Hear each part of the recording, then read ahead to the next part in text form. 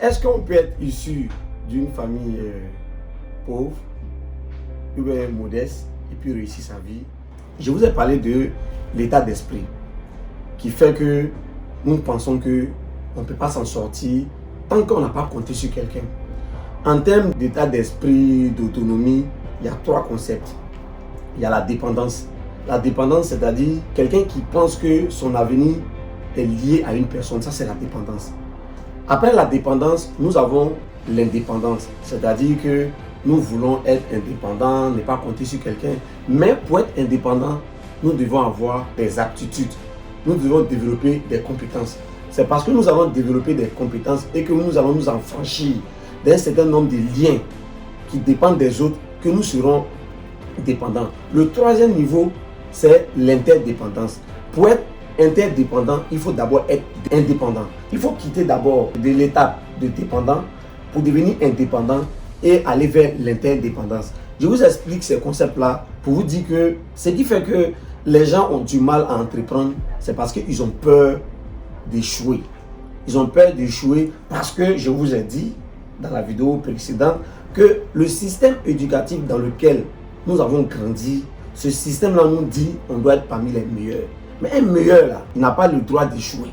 Un meilleur, c'est quelqu'un qui est parfait, qui est dans la perfection. Or, il se trouve que la caractéristique principale d'un entrepreneur, c'est celui-là même qui a l'humilité d'accepter des erreurs qu'il a déjà commises.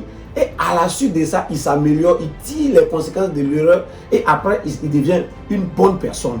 Donc, c'est au fur et à mesure qu'il fait des erreurs, au fur et à mesure qu'il fait des erreurs, au fur et à mesure qu'il fait des erreurs, il se bonifie et arrivé à un moment, il développe des habitudes à travers l'expérience qu'il a eue durant son parcours.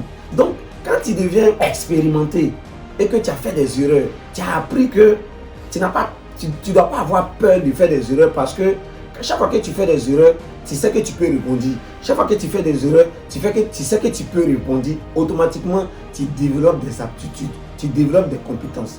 Aujourd'hui, il y a un certain nombre de communautés, il y a un certain nombre de peuples en qui on reconnaît cette volonté-là de réussir. Tout simplement parce que ces personnes-là ont été bercées par l'entrepreneuriat depuis son petit. Je vais prendre deux exemples très simples. Les Anango. Tout le monde connaît comment les Anango fonctionnent. C'est-à-dire que le gars, il a sa petite quincaillerie. Soit il met son enfant à l'école, mais son enfant ne va pas à l'école.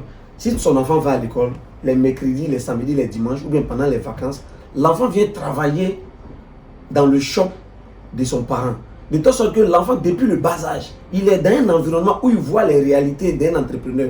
Il voit comment son papa approvisionne sa boutique, il voit comment son papa traite avec les clients, il voit comment son papa traite avec les fournisseurs, il voit comment son papa peut se planter lorsqu'il fait des erreurs, il voit comment son papa fonctionne. Donc, ce petit Anango qui grandit dans un tel environnement, quand il grandit là, lui là, le commerce là, c'est naturel pour lui. Lui, il a appris depuis le bas âge à ne pas compter sur quelqu'un. Deuxième exemple que je vais prendre, nos frères les Libanais. Tout le monde sait comment ça fonctionne avec les Libanais. Le Libanais, il a sa boutique, son enfant est toujours à côté. Donc cet enfant-là aussi, il grandit dans un environnement où il comprend par là que voilà comment on fonctionne, voilà comment on gère une boutique, voilà comment... Et lui, il vient plus tard avec ses capacités et il prend le dessus, il améliore le business de son papa et puis l'entreprise devient plus grande. Donc, je vous explique ce concept de dépendance, d'indépendance et d'interdépendance en m'appuyant sur ces exemples pour vous dire que nous devons apprendre à compter sur nous-mêmes d'abord. Après, nous allons nous associer à d'autres compétences et puis on va réussir. Mais pour être indépendant, j'insiste sur ce côté, nous devons avoir de la connaissance. Si on n'a pas de connaissance, on ne peut rien faire. Nous sommes dans un monde où les gens sont en train de courir derrière les diplômes et non derrière la connaissance. Tout le monde sait comment on obtient les diplômes. Tout le monde sait comment on obtient les notes. Nous tous, on a été élèves. Or, il se trouve que si nous n'apprenons pas à avoir des connaissances, c'est-à-dire que à nous concentrer sur ce qu'on apprend à l'école dans le but de l'utiliser plus tard, nous allons sortir perdants. Donc, restez connectés pour nos prochaines vidéos et à très bientôt.